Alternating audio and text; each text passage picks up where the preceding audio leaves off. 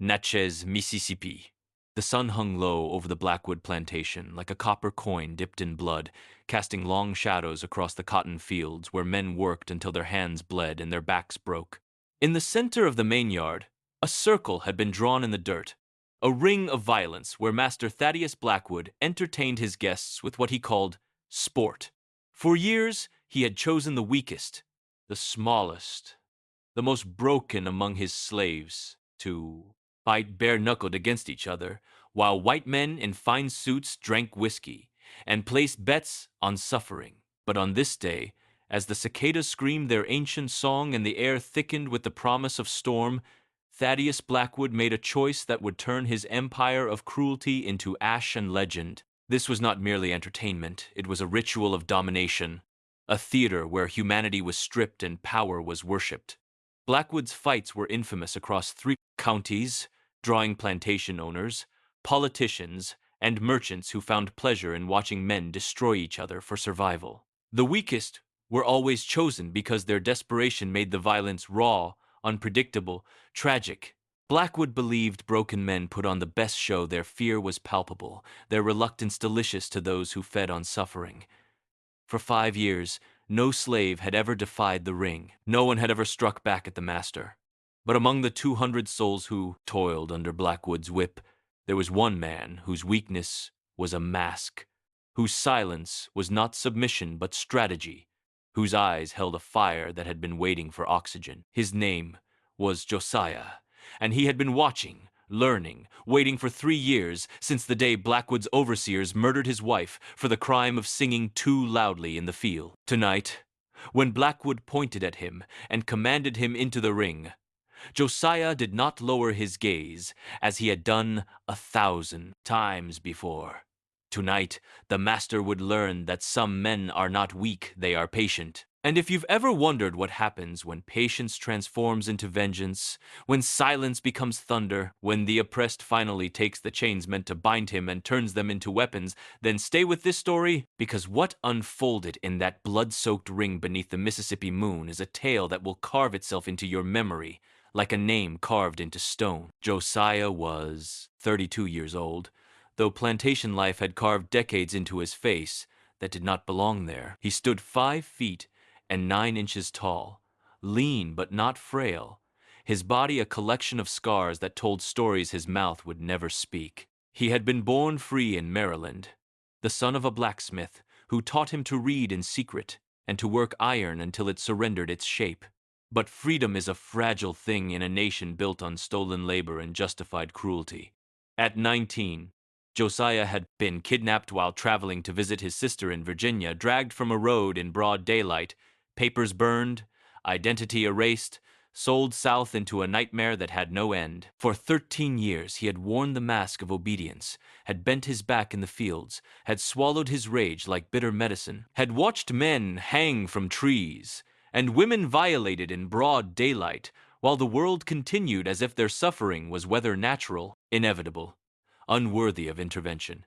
He had learned early that rebellion without strategy was suicide, that anger without patience was wasted, that the system was designed to devour those who fought openly. So he became invisible. He worked hard enough to avoid the whip, but not so hard as to stand out. He kept his eyes down and his thoughts hidden. He learned the rhythms of the plantation when the overseers drank, when Blackwood entertained, when the dogs were fed and the gates were locked. And he learned about the ring. Every month, Blackwood hosted his fights, always choosing men who were starving, injured, or new to the plantation, men whose spirits had already been broken by the machinery of enslavement. The crowds loved it. The violence validated their supremacy, confirmed their belief that the enslaved were animals, less than human, existing only for their amusement. Josiah had watched 12 men enter that ring over 3 years. 7 had died from their injuries. The others were never the same, their minds shattered, their bodies ruined. And through it all, Josiah had waited, because he knew that one day Blackwood's arrogance would blind him, and on that day, Josiah would be ready. Master Thaddeus Blackwood was a man who believed himself untouchable, a king in a kingdom built on flesh and fear. He was 47 years old, broad-shouldered and red-faced, with hands that had never known honest labor, but had signed documents that condemned hundreds to lifetimes of suffering. His wealth had been inherited. 3 generations of Blackwoods had cultivated cotton and cruelty in equal measure on this land, each one adding to the fortune, each one refining the methods of control. Thaddeus had taken what his father built and transformed it into something darker, more theatrical. He did not simply own slaves. He orchestrated their destruction for sport, turned their pain into currency that bought him influence among Mississippi's elite. His fights had become legendary, whispered about in parlors from Vicksburg to New Orleans, and men traveled days to sit in his audience, to drink his bourbon, to place bets on which broken man would fall first. Blackwood loved the power of the ring more than the money it generated. He loved the moment when a slave realized there was no escape, when desperation turned to animal panic, when the crowd roared and he stood at the center of it all like a Roman emperor presiding over the Colosseum. He kept meticulous records of every fight, who fought, who won, who died, how much money changed hands. In his study, in a leather-bound journal with gold-trimmed pages, he had written detailed descriptions of the violence, complete with sketches and commentary, as if documenting scientific experiments rather than human suffering. His wife, Catherine, had stopped attending the fights years ago, retreating into laudanum and silence. But Blackwood no longer cared. His guests were his congregation, violence was his sermon, and control was his god. On this September evening, he had invited 18 men of prominence: judges, plantation owners, a state senator, a banker from Natchez who financed slave auctions across the Delta. They sat in chairs arranged around the ring, cigars glowing in the dusk like fireflies, their laughter sharp and cruel as they waited for the evening's entertainment to begin. The ring itself was a simple thing, a circle, 20 feet in diameter, marked by stones painted white, so they glowed faintly in the torchlight that surrounded the yard. 4 iron posts had been driven into the ground at cardinal points, and from these posts hung oil lamps that cast flickering shadows across the faces of the assembled men, making them look like demons gathered for a ritual. The air was thick with humidity, the kind that clung to skin and made breathing feel like drowning. Mosquitoes swarmed in clouds, but the white men barely noticed, their attention fixed on the spectacle about to unfold. Behind the circle of chairs, standing in the darkness beyond the lamplight, were the other slaves forced to witness, forced to understand what defiance cost, forced to carry the trauma of watching their brothers and sisters destroy each other for the amusement of those who owned them. Children were sometimes made to watch. Blackwood believed it educated them early about the natural order of things.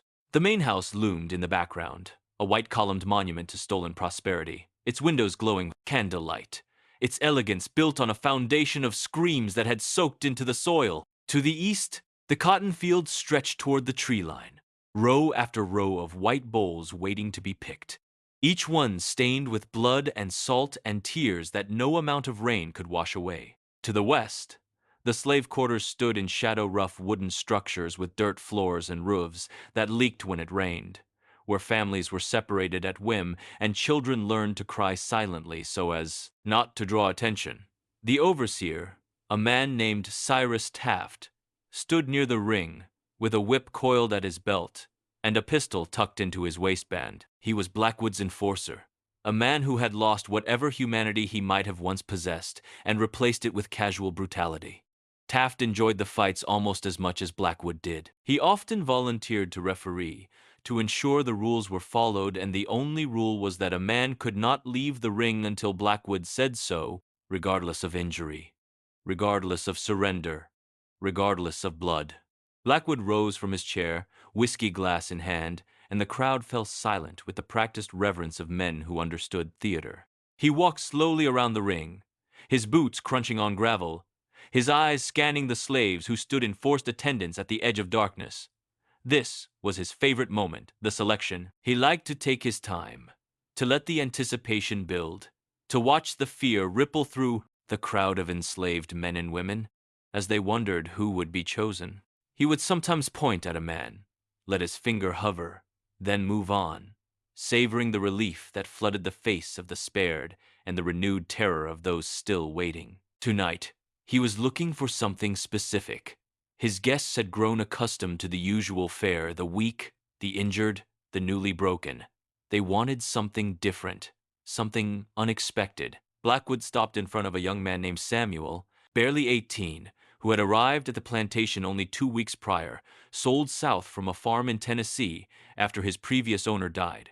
Samuel's eyes were wide with fear, his body trembling. Perfect, Blackwood thought. Fresh meat. He pointed at Samuel, and Cyrus Taft immediately grabbed the young man by the arm, dragging him toward the ring as Samuel's legs buckled beneath him. The crowd murmured with approval, but Blackwood was not finished. He needed an opponent, and he wanted someone who would make the fight interesting. His eyes continued their scan, passing over the elderly, the children, the women. Then he saw Josiah, standing near the back, partially obscured by shadow, his posture relaxed in a way that seemed almost insolent. Blackwood had owned Josiah for 3 years and had barely noticed him. He was one of the quiet ones, the obedient ones, the ones who never caused trouble. But tonight, something about Josiah's stillness caught Blackwood's attention. Perhaps it was boredom, or perhaps it was instinct, some unconscious recognition that choosing this particular man would provide the evening with unexpected drama. Blackwood smiled, raised his glass toward Josiah, and spoke the words that would seal his own fate. "You, the quiet one, get in the ring." Josiah did not move immediately.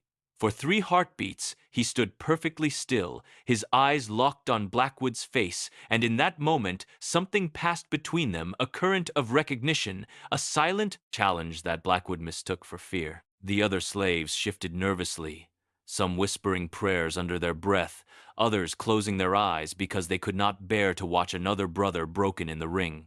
Cyrus Taft took a step toward Josiah, hand moving toward his whip.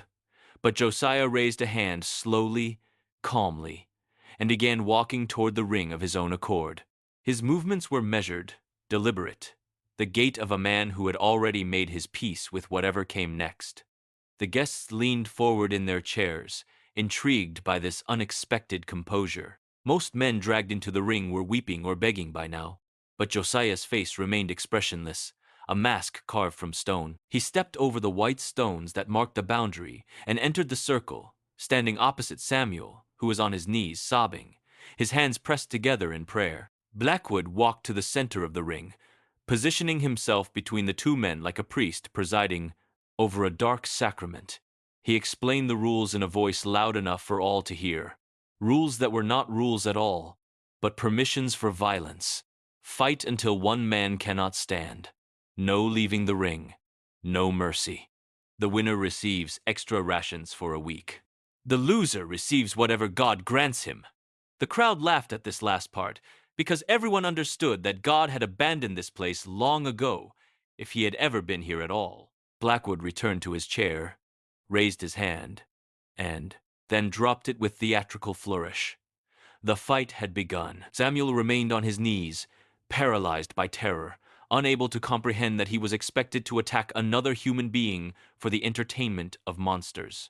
But Josiah did not move toward Samuel. Instead, he turned slowly, his eyes finding Blackwood's across the ring, and in that gaze was something that made the master's smile falter for just a fraction of a second.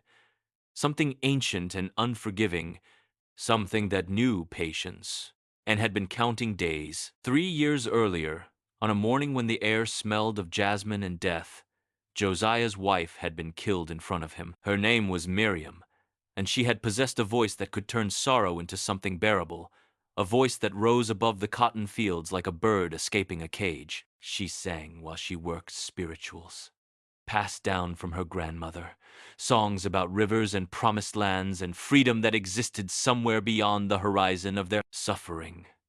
The overseers had warned her to be silent, told her that singing disturbed the peace, but Miriam could not stop singing any more than she could stop breathing. It was the last piece of herself that slavery had not taken, the final territory of her soul that remained unconquered. On that morning, Cyrus Taft had ridden into the fields on horseback, his face twisted with rage because he had been drinking since dawn, and Miriam's voice had pierced through his hangover like a nail through flesh. He dismounted, walked directly to where she stood, with her picking sack half full, and without a word, without a warning, he struck her across the face with the butt of his rifle. She fell into the cotton rows, blood streaming from her nose and mouth, but even then she did not scream. She hummed, soft and defiant, a melody that seemed to come from somewhere deeper than her body. Taft stood over her and beat her, until the humming stopped, until her body stopped moving, until the only sound was his own breathing and the terrible silence that followed.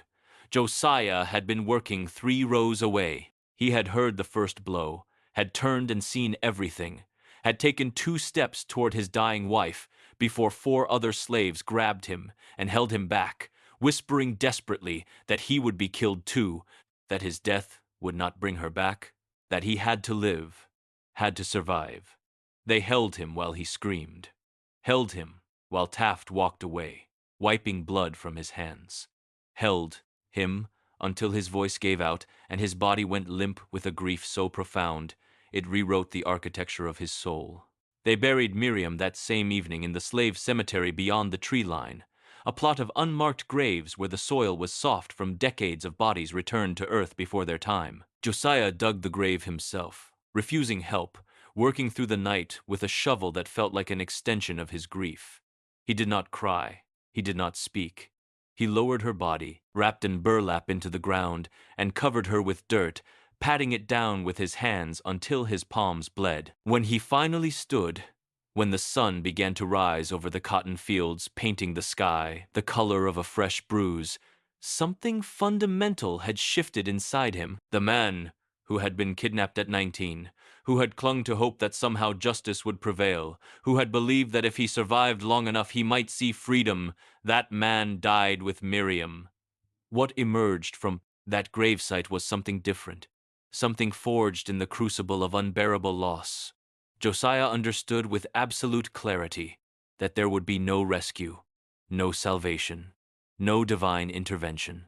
The world was not arranged according to justice, but according to power, and those who held power wielded it without conscience or consequence. If he wanted retribution, he would have to create it himself. If he wanted Miriam's death to mean something, he would have to make it mean something. So he began to plan.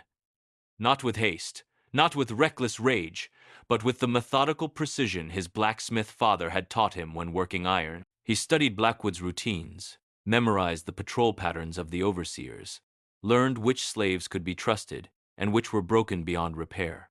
He began training his body in secret push-ups in his quarters before dawn, running the perimeter of the fields during the brief moments of unsupervised labor, Lancy's striking techniques against trees. When he was sent to gather firewood, he transformed his grief into discipline, his rage into strategy, his helplessness into preparation. And he waited for the opportunity he knew would come, because men like Blackwood always overreached, always grew careless in their certainty of supremacy, always mistook silence for surrender. Josiah had cultivated his reputation as weak with the same care a gardener tends roses.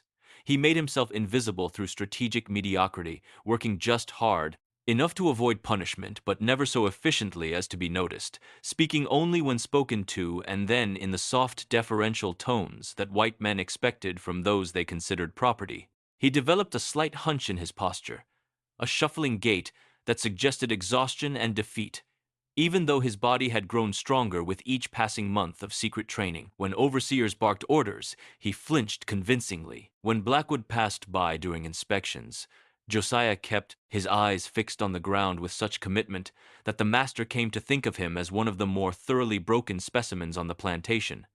This perception was exactly what Josiah needed. In a system designed to crush any hint of resistance, the greatest weapon was to be underestimated, to be dismissed as harmless, to exist below the threshold of threat. He watched other slaves make the mistake of showing Spirit a defiant glance, a moment of hesitation before obeying, a posture too upright. And he watched how quickly that spirit was targeted and destroyed. The overseers had a sense for resistance the way sharks smell blood in water, and they descended on it with coordinated brutality meant to serve as lesson and entertainment simultaneously. So Josiah became a ghost. A man so thoroughly defeated in appearance that he no longer registered as worth watching. This allowed him freedoms that more obviously defiant slaves could never access. He could linger near the main house during gatherings and listen to conversations about politics and cotton prices and the fights. He could move through the plantation with minimal supervision because everyone assumed he had nowhere to go and no will to try. And most importantly, he could observe the ring fights with an analytical eye, studying how the combat unfolded, noting the mistakes panicked men made, understanding the rhythm of violence, and how it could be controlled by someone who remained calm, while others descended into chaos. For 3 years, Josiah had been building a weapon out of patience and perception. And tonight, finally, Master Blackwood had handed him the opportunity to use it. In the ring, Samuel had finally risen to his feet, his legs shaking so violently he could barely stand. Tears streamed down his face as he looked at Josiah with eyes that begged for mercy, for understanding, for some alternative to the violence they were being commanded to enact upon each other. The crowd grew restless, shouting for action, their voices blending into a chorus of bloodlust that echoed across the yard and drifted toward the quarters where mothers covered their children's ears. Cyrus Taft circled the ring's perimeter with his whip ready, prepared to encourage combat if the slaves proved too reluctant. Blackwood leaned back in his chair, swirling his whiskey, supremely confident in the entertainment about to unfold. He expected what he always got: desperate, clumsy violence between broken men who had no choice but to destroy each other or be destroyed by the overseers. What he did not expect, what none of them expected, was for Josiah to speak. His voice cut through the shouting with shocking clarity, calm and measured, carrying an authority that seemed impossible for a slave to possess. "Samuel," Josiah said, his eyes never leaving the young man's face, "when this is over, you're going to walk out of this ring alive. I give you my word." Samuel blinked through his tears, confusion replacing some of the terror. The crowd fell silent, intrigued by this strange development. Blackwood sat forward, his brow furrowed. Josiah turned then, slowly, deliberately, until he faced the master directly. The mask of weakness had fallen away completely, and what remained was something that made several of the guests shift uncomfortably in their chairs, a man fully present, fully conscious, fully dangerous. "Master Blackwood," Josiah said, his voice carrying across the ball's ring with the weight of a pronouncement, "I need you to understand something. For 3 years, I have bent my back in your fields. I have lowered my eyes in your presence. I have pretended to be what you needed me to be, so that you would feel safe, so that you would grow comfortable, so that eventually you would make exactly the mistake you made tonight." He paused, letting the words settle like sediment in water. "You chose wrong." The words hung in the air like smoke from a fired pistol, and for 3 full seconds, no one moved. The guests sat frozen, their minds struggling to process what they had just witnessed. A slave speaking to a master, not with deference, but with declaration, not with fear, but with certainty. Blackwood's face transitioned through a sequence of expressions: confusion, disbelief, and then a rage so profound it turned his skin the color of raw meat. He shot to his feet, his chair toppling backward, the whiskey glass shattering against the stones. "You dare," he began, but Josiah cut him off, his voice rising now, filling the space with a power that seemed to draw energy from the very ground beneath them. "I dare because I have nothing left to lose." "You took everything when you let your dog Cyrus murder my wife for the crime of singing. You took my future when you allowed her voice to be silenced in your fields. You took my reason to survive, and in doing so, you created something you should have feared." Cyrus Taft was already moving, uncoiling his whip, advancing toward the ring with murder in his eyes. But Blackwood raised a hand to stop him. The master's rage had evolved into something colder, more calculated. He recognized theater when he saw it, and his guests were riveted, leaning forward in their seats with an anticipation that transcended their usual bloodlust. This was unprecedented, a slave challenging a master openly, courting death with eloquence. Blackwood wanted to see where this went, wanted to watch this. Defiance. Be crushed utterly, so that the lesson would be complete. He smiled slowly, terribly, and gestured for Taft to stand down. You want to fight me? Blackwood asked, his voice dripping with contempt. A master does not soil his hands on property, but I'll make you a deal, Josiah. You beat young Samuel unconscious, prove you're more than words, and then perhaps I'll have Cyrus teach you what happens to slaves who forget their place. Josiah shook his head slowly. I'm not fighting Samuel. I'm fighting every man here who thinks owning another human being is his right, starting with your enforcer. The crowd erupted. Some of the guests laughed, assuming this was elaborate suicide, a final act of defiance before inevitable destruction. Others sat silent, sensing something in Josiah's bearing that did not match the behavior of a man resigned to death. Cyrus Taft's face split into a grin that revealed teeth stained brown from tobacco, and he handed his whip and pistol to another, overseer, before rolling his shoulders and cracking his knuckles with theatrical menace. Taft was a large man, 6 feet and 2 inches of muscle built from years of physical labor before he'd found more profitable work brutalizing those who could not fight back.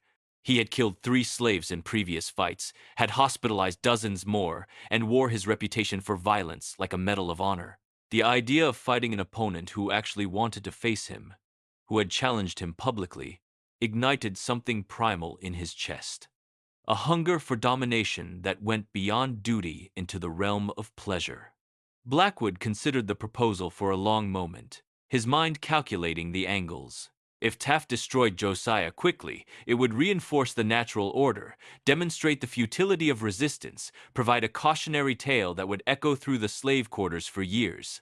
And if, by some impossible miracle, Josiah managed to land a few blows before being beaten down, it would make the evening memorable, the kind of story his guests would tell at dinner parties across the state.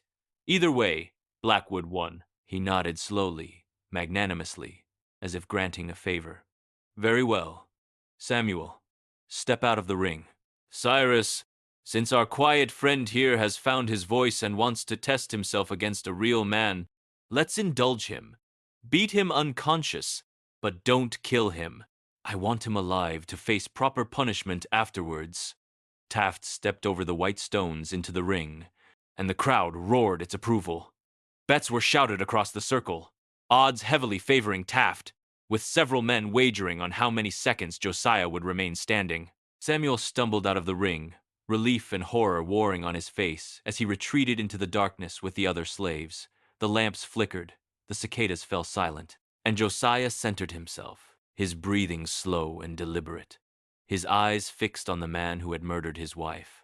What happened next would be whispered about in slave quarters from Mississippi to Georgia, passed down through generations like scripture, transformed from event into legend into myth. But before we reach that moment, before the ring becomes an altar of reckoning, before patience transforms into lightning, before silence becomes thunder that shakes the foundations of the world these men built on stolen backs, I need you to understand something. This story is not just about one man's vengeance. It is about every person who has ever been underestimated, dismissed, broken down, and expected to stay broken.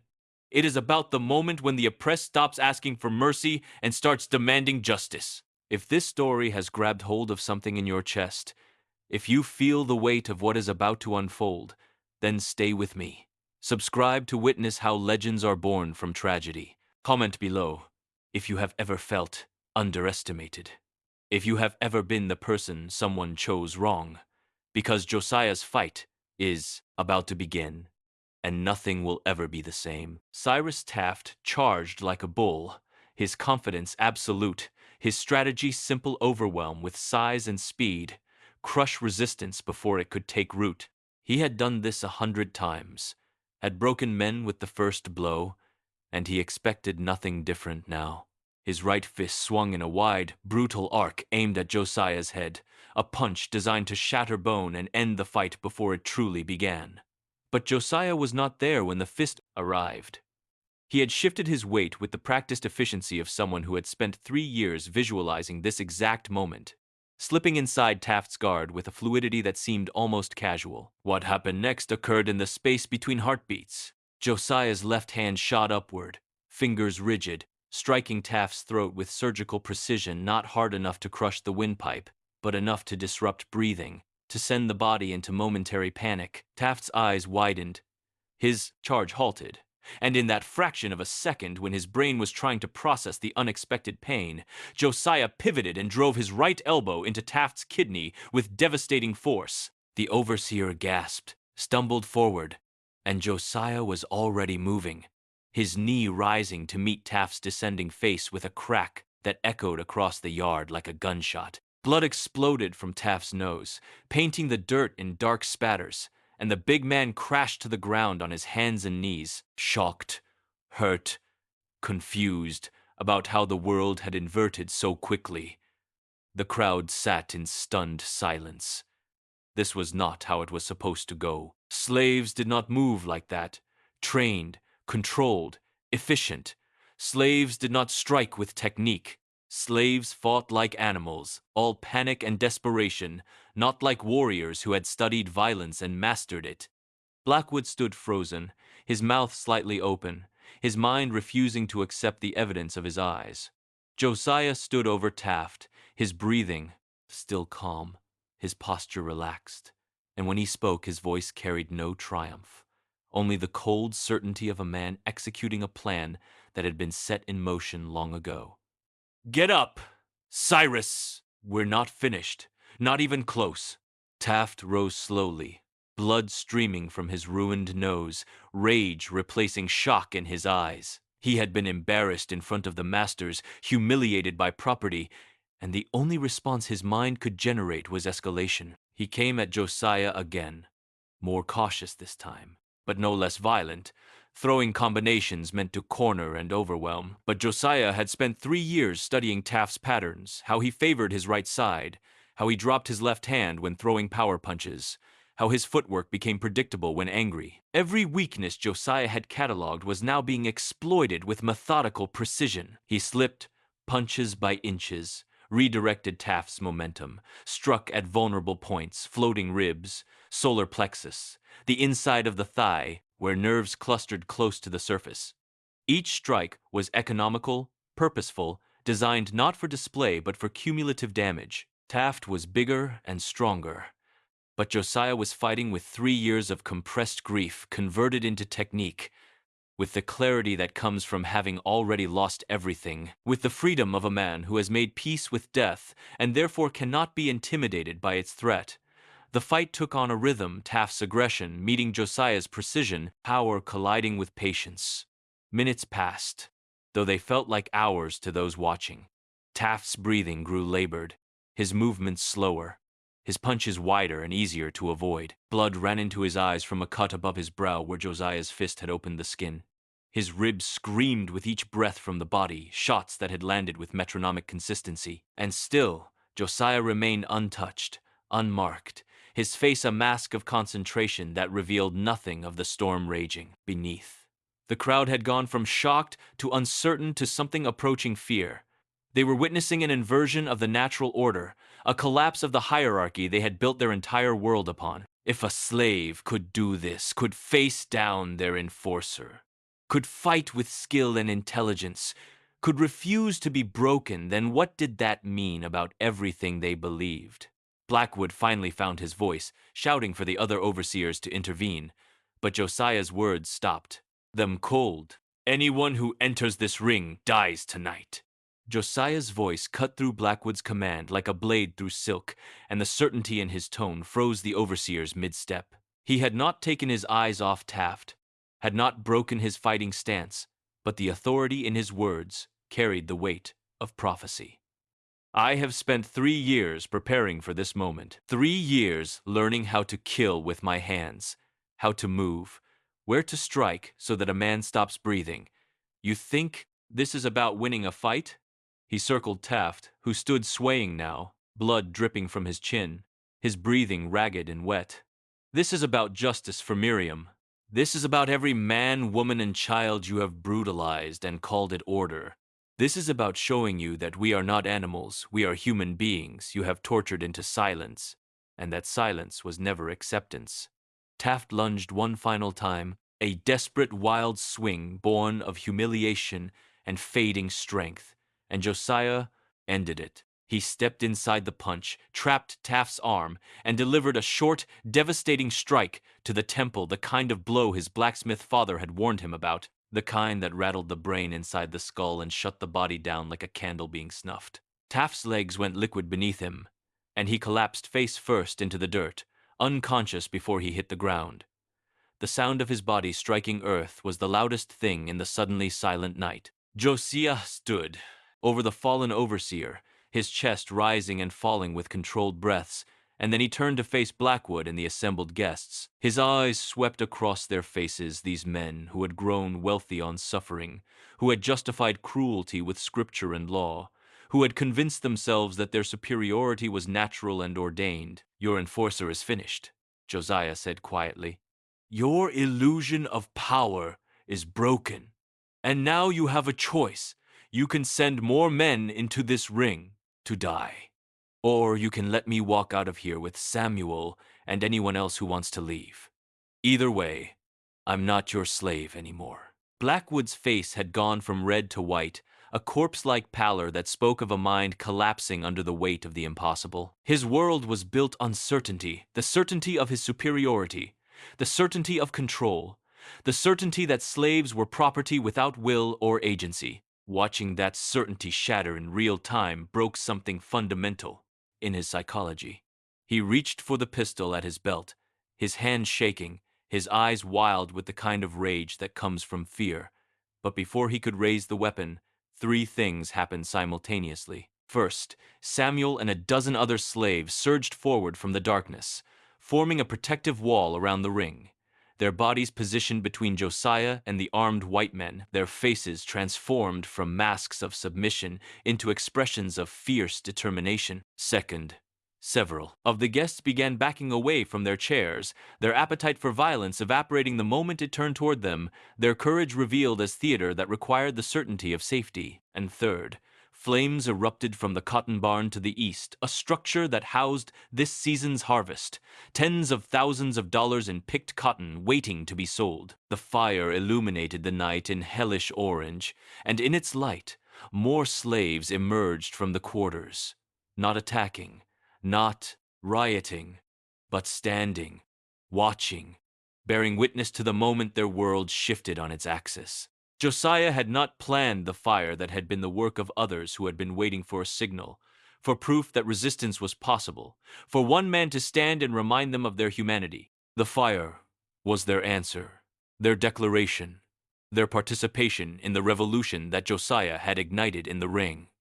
Blackwood spun toward the burning barn, his financial calculations momentarily overriding his rage, and in that moment of distraction, Josiah moved. He vaulted over the white stones that marked the ring's boundary, grabbed Samuel by the shoulder, and began running toward the tree line. Others followed, not all of them, because some were too afraid, too broken, too uncertain to believe that freedom was possible, but enough to matter, enough to be remembered. They say that Josiah made it to the river, that he and 17 others crossed into Louisiana under cover of darkness, that they found their way to communities of free black people who sheltered them and helped them disappear into new lives. They say that Blackwood spent the rest of his wealth trying to track them down, that the humiliation of that night destroyed his reputation among Mississippi's elite, that he died 5 years later, a broken man haunted by the memory of the slave who beat his enforcer and walked away. They say that Cyrus Taft never fully recovered from the injuries sustained in the ring, that his nose healed crooked and his ribs never stopped aching, that he would sometimes wake screaming from nightmares of being beaten in front of the masters he served. But legends are slippery things, built from truth and hope and the need for stories that prove the powerful are not invincible. What is certain is this: on September 14th, 1856, in Natchez, Mississippi, a man named Josiah stood in a ring designed for his humiliation and transformed it into a stage for his liberation. He took 3 years of grief and forged it into a weapon that shattered the illusion of absolute power. He reminded everyone who witnessed it, slave and master alike, that underestimating the oppressed is a fatal mistake, that silence is not always submission, that patience can be the deadliest form of resistance. His story spread through the underground networks of the enslaved, passed from plantation to plantation in whispers and songs, becoming a promise that freedom was not just a dream, but a possibility that could be seized by those brave enough to risk everything. Master Thaddeus Blackwood had always chosen the weakest slave to fight, believing weakness was permanent, immutable, safe. But on that September night, beneath a Mississippi moon that witnessed everything and judged accordingly, he chose wrong. And in choosing wrong, he gave birth to a legend that would outlive his name, his fortune, and every stone of the empire he built on stolen lives. Some men are not weak, they are patient, and patience, when it finally moves, is unstoppable.